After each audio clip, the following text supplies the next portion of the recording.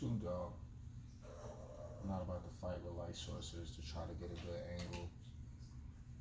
If it's a problem, well, I have problems also. Let's talk Raw. Let's talk NXT.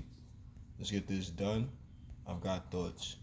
I'm sure you've seen the show by now, so I'm not about to get into a bunch of extra intricate details because I'm pretty sure you've seen it yourself.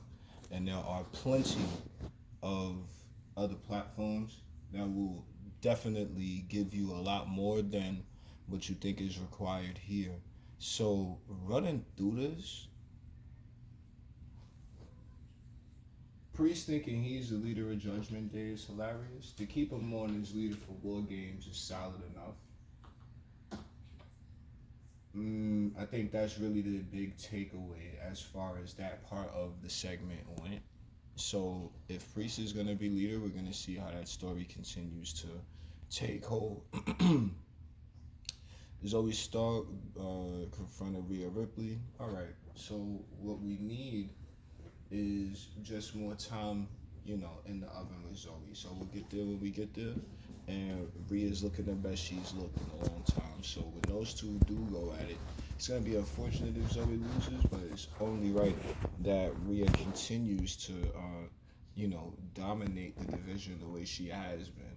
Shinsuke Nakamura beat Otis, good match, it was solid. Tegan Knox defeated Piper Niven. Okay, I didn't even see the match, but we'll see how the story plays itself out.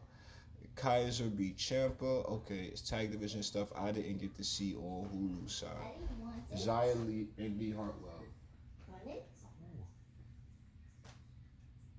Please pardon me.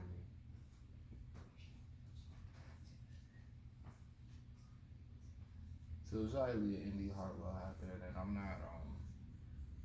not mad at it. It's all of this stuff is still in the earliest going, so we're just gonna have to see them actually pull the trigger on elements of this women's division, and then the women gotta be able to, stand and deliver. Miz beat Ivar. I'm taking it. I'll deal with it. Miz is looking pretty solid going into the match with Gunther. We'll see how it happens after Gunther retains. Finn Balor, Damian Priest. All right, so this whole thing with Cody and Jay, it's kind of like, I'm not against it. I'm just waiting for something to continue to make sense. But it's taking time, but it's something that's happening, and it feels like it's different. It has it has like a quick run all over it. Like, yo, remember that time when Cody and Jay was tag champions? This is what I'm getting a lot of from elements of the product. But now, let's move on over to the streets of NXT. Tony D Stacks tag championship. Maybe I'm missing out on something from last week. Maybe I forgot, but I don't even know what type of scandal is happening in Chase University. So that's just how that's playing out. We'll see how it plays. I like everybody right now. I like everybody in all of their spots. So we're gonna see what happens next week. But I'm liking it all right now. I don't have any real goals. Iron Survivor Challenge right now. That's huge, and I'm looking forward to the next couple of matches, and then I guess the last chance would be Fatal 4-Way maybe. I don't know, but it's gonna be bananas. Something else. Lash Legend beat Roxanne Perez. I think Lash deserves it. I think she's been really working hard over the past couple, and Roxy ain't taking no L here because everybody loves Roxy. So there's how that's going. Moving forward, Trick Williams beat Joe Coffey. Good stuff. All of the in between segments was really solid character building, so I'm not mad at that. Brawling Brutes beat OTM. Okay, that's solid. I'm not even mad at that. I didn't get to see it. Gigi Dolan beat the Prom Queen. That's fine. I mean, it's strong. We need these characters, and then we need some more space for these characters to build. So these are all characters that aren't necessarily taking L's, even in seeming defeat. Baron Corbin beat Wesley, and then beat up the champion with the end of days. Man, if you're watching, you're seeing how everybody's coming along, and there's definite pride attached to how they're doing it. I don't really have much to say by way of instigation or trying to see what happens next, because right now, leading into the Survivor Series War Games, I think the biggest X factor so far of the week, or the biggest wild card so far this week has been Drew McIntyre joining the Judgment Day.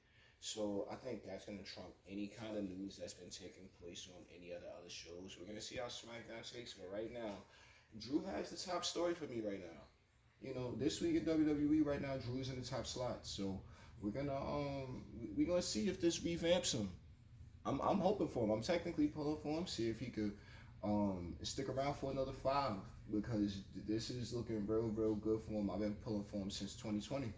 You know, and now that he has like a lot of really good pieces in place to really boost him up, I think he can take all of the momentum he's had throughout the years and he can pull everyone else up with him. This is something that could mean something in 10 years with this union with Drew McIntyre and the Judgment Day. So we'll sit back and let it all play out. I liked what I was looking at as far as like some form of rapid fire with the Raw and NXT, but like I said, it was a character development week. It wasn't really